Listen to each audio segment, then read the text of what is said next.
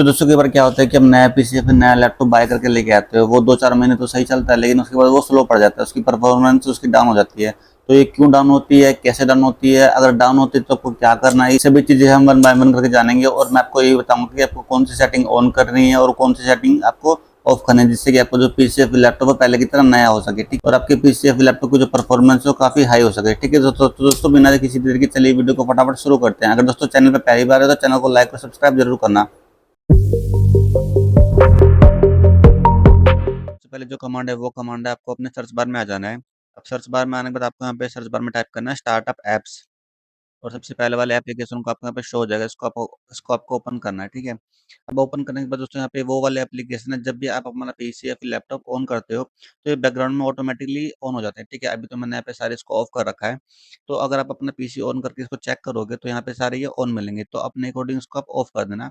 इससे क्या होगा कि आपका जो पीसी या फिर लैपटॉप है वो उसकी जो परफॉर्मेंस है वो काफी हद तक बढ़ जाएगी, ठीक है। और उसकी बैटरी लाइफ भी बढ़ जाएगी, ठीक है।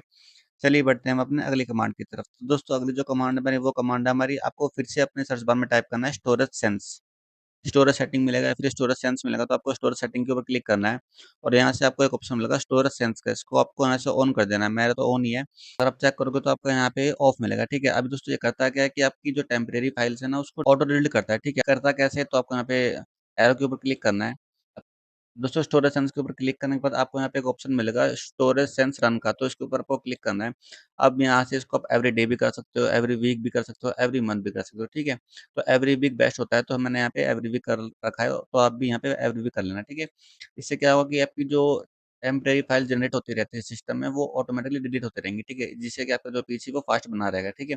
दोस्तों स्टोरेज सेंस के अलावा यहाँ पे और भी ऑप्शन है। यहाँ पे आपको ये शो करता है कि आपके जो सिस्टम में वो टेम्परेरी फाइल्स कितनी है, इंस्टॉल जो ऐप है वो कितनी जीबी रैम आपकी घेर रहे हैं, या फिर अदर जो भी वीडियो ऑडियो होता है वो सारा सारा इसमें कवर हो जाता है, ठीक है। तो इसको आप क्लिक करके यहाँ से इसको चेक कर सकते हो, ठीक है। ये थोड़ा सा टाइम लेता है क्योंकि जो आपकी पूरी की पूरी सिस्टम की रैम है उसको ये लोड करता है, ठीक है।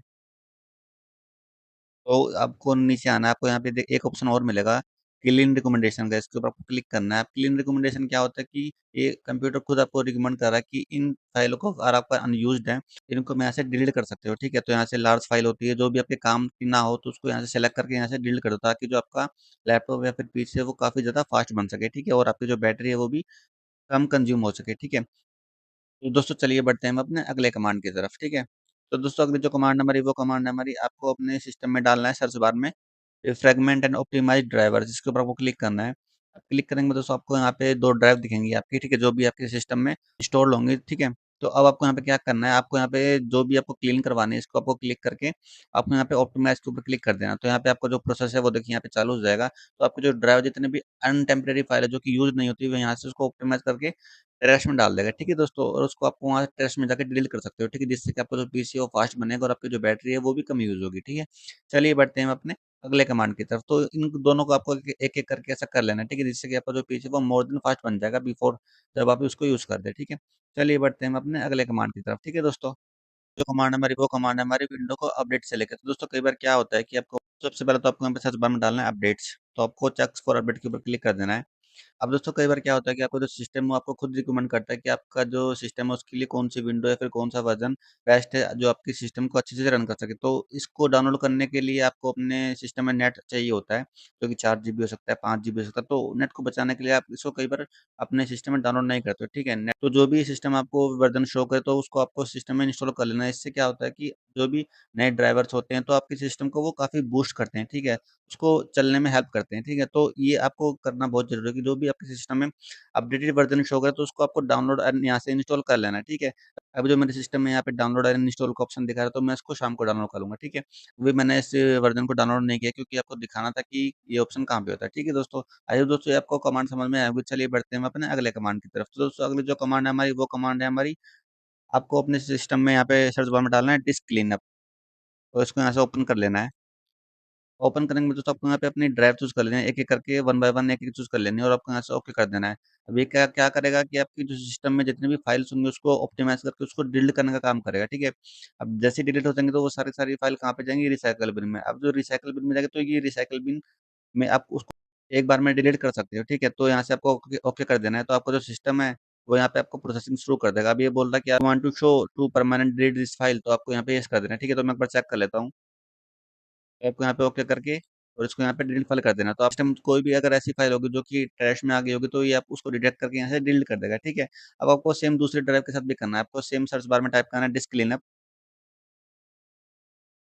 तो यहाँ से आपको अपनी एसएसडी या फिर एसएसडी चुन लेनी है और आपको यहाँ पे ओके कर देना है। ओके करने के बाद आपको यहाँ पे अगेन ओके कर देना है, ठीक है। तो आपके जो सिस्टम में प्रोसेसिंग है वो कंप्लीट हो जाएगी। तो आपकी जो टेम्परेरी फाइल्स है वो आपके सिस्टम से क्लियरली वैनिश हो चुकी होगी, ठीक है दोस्तों। आई होप दोस्तों ये आपको समझ में आया होगा। चलिए बढ़ते हैं हम अपने अगले कमांड की तरफ। तो दोस्तों अगले जो कमांड हमारी वो कमांड है, आपको अपने कीबोर्ड से प्रेस करना है विंडो आर। तो विंडो का यहाँ पे डायलॉग बॉक्स ओपन होकर आ जाएगा। अब आपको यहाँ पे डालना है M S config, M S config. यहाँ से एंटर प्रेस कर देना है, ठीक है। जैसे आप एंटर प्रेस करोगे तो आपके सामने डायलॉग बॉक्स ओपन होकर आ जाएगा सिस्टम का। अब आपको यहाँ पे बूट के ऊपर चले जाना है, ठीक है। अब बूट के ऊपर जाने के बाद आपको यहाँ पे एक ऑप्शन मिलेगा एडवांस ऑप्शन, इसके ऊपर आपको क्लिक करना है। अब जैसे क्लिक करोगे तो आपको यहाँ पे एक और ऑप्शन मिलेगा नंबर ऑफ प्रोसेसर का है। इसको आपको ऑन करके यहाँ से जितने भी आपके सिस्टम में प्रोसेसर है वो आपको मैक्सिमम कर देना है, ठीक है। यहाँ से तो इससे क्या होगा कि आप जो भी यहाँ पे कमांड चलाते हो तो वो 8 प्रोसेसर में डिवाइड हो जाएगी, जिससे कि आपका जो पीसी है वो उस कमांड को अच्छी तरह से चला सकेगा, ठीक है। और आपकी जो बैटरी वो भी कम से कम यूज होगी, ठीक है दोस्तों। आई होप दोस्तों ये आपको समझ में आया होगा। आपको अपने कीबोर्ड से प्रेस करना है विंडो आर। आपको उसके बाद टाइप करना है एम एस कॉन्फिग। देन आपको यहाँ पे एडवांस ऑप्शन पे आना है। देन आपको यहाँ पे नंबर प्रोसेसर पे आके जितने भी आपके सिस्टम में हाईएस्ट प्रोसेसर दिखा रहा है ना, उसको आपको यहाँ से सिलेक्ट कर लेना है, ठीक है दोस्तों। आई होप दोस्तों आपको समझ में आया होगा। चलिए बढ़ते हैं हम अपने अगले कमांड की तरफ, ठीक है। तो दोस्तों अगली जो कमांड हमारी वो कमांड हमारी पीसी मैनेजर। दोस्तों विंडो के पास खुद का ऐसा मैनेजर होता है जो कि आपके पीसी को फास्ट बनाने के लिए काफी काम करता है। अब दोस्तों आपको ये मिलेगा पीसी मैनेजर। जैसे मैं यहाँ पे सेटिंग पे सर्च मारता हूँ पीसी मैनेजर, तो यहाँ पे पीसी मैनेजर कोई ऐसी फाइल नहीं है जो कि ओपन हो सके, ठीक है। तो अब आपको यहाँ पे ये ऑप्शन मिलेगा यहाँ पे, जैसे गूगल सर्च में आता है ना, तो यहाँ पे ये ऑप्शन मिलेगा माइक्रोसॉफ्ट का। इसको आपको यहाँ से इंस्टॉल कर लेना है, ठीक है। तो दोस्तों मैं यहाँ से इंस्टॉल नहीं करूँगा, मैं माइक्रोसॉफ्ट स्टोर से इसको डाउनलोड करूँगा, ठीक है। माइक्रोसॉफ्ट स्टोर ओपन कर लेना है और आपको यहाँ पे डालना है पीसी मैनेजर।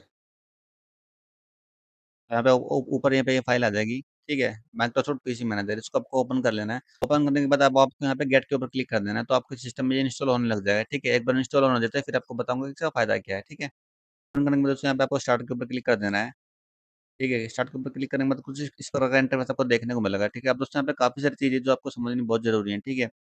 अब दोस्तों क्या है कि यहाँ पे आपको ये मेमोरी कितनी यूज़ हो रही है आपकी ये दिखा देगा। इसको आपको टेम्परेरी फाइल कितनी आपकी सिस्टम में अभी है, जो कि आपकी जो स्पेस है वो आपको घेर रही है, ठीक है। जितनी भी टेम्परेरी फाइल आपका स्पेस घेर रही है वो यहाँ पे शो कर देगा, ठीक है। अगर आप इसको बूस्ट करोगे तो आपके पूरे के पूरे सिस्टम में ये बूस्ट हो जाएगा, ठीक है। तो और आपकी टेम्परेरी फाइल्स और जो भी अनयूज मेमोरी है उसको भी रिकवर कर देगा, ठीक है।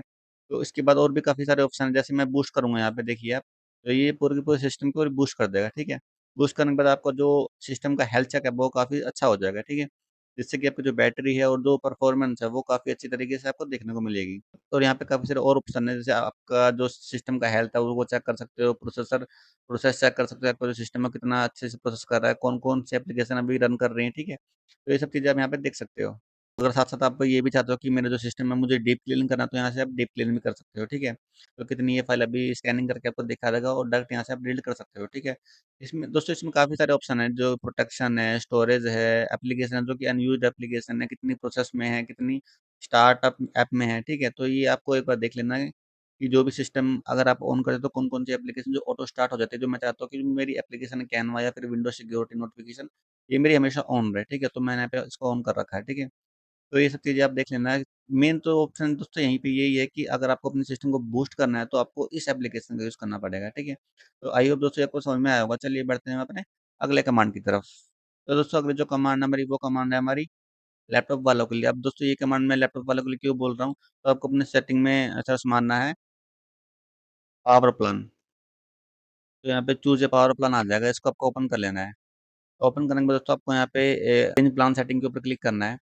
क्लिक करने के बाद यहाँ पे आपको 2 ऑप्शन मिलेंगे, एक तो टर्न ऑफ द डिस्प्ले और एक put the computer to sleep. तो आपको अपना डिस्प्ले कितने मिनट तक ऑन रखनी है, जिससे कि जो आपकी बैटरी है वो उस पे फ़र्क पड़ता है, ठीक है। अगर आपको सिस्टम पे कोई काम नहीं करना, उसको आपको 3 मिनट तक ऑन रहने देना है, यानी उसकी डिस्प्ले जो कि आपकी बैटरी खाती रहेगी, उसको आपको ऑन रहने देना है, तो आपको यहाँ पे 3 मिनट चूज़ कर लेना है, ठीक है।